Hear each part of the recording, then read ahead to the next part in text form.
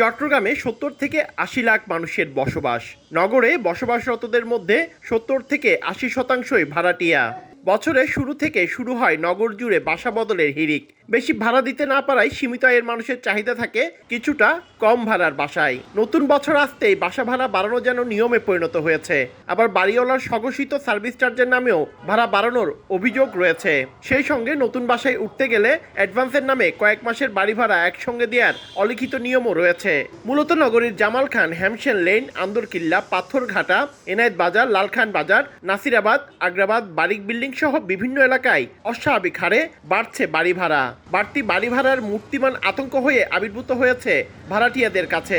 বেসরকারি চাকরিজীবী মানুষের বেতন বাড়ুক আর না বাড়ুক, কিন্তু প্রতি বছর ঘর ভাড়া বেড়েই চলছে। যে হারে জমিদাররা ঘর ভাড়া বাড়াচ্ছে, সে হারে আমাদের চট্টগ্রাম শহরে থাকাই খুব কষ্টকর হয়ে যাচ্ছে। মিনিমাম 2 মাসে অ্যাডভান্স দিতে হয় যে কোনোভাবে, ওনারা না হয় ভাড়া দিতে চায় না। গৃহকর পরিশোধ করা, নিত্যপণ্যের দাম অস্বাভাবিক বৃদ্ধি, মজুরি বৃদ্ধি, দারোয়ানের বেতন, বিদ্যুৎ জ্বালানির দাম বাড়ানোর কারণে কিছুটা বাড়তি ঘর ভাড়া নিতে হচ্ছে বলে যুক্তি বাড়ির মালিকদের। মিউনিসিপ্যালিটির থেকে শুরু করে ইলেকট্রিক, বিদ্যুৎ, পানি, তারপরে গ্যাসের দাম সব কিছু বেড়ে গেছে। দারোয়ানের বেতনও বেড়ে গেছে।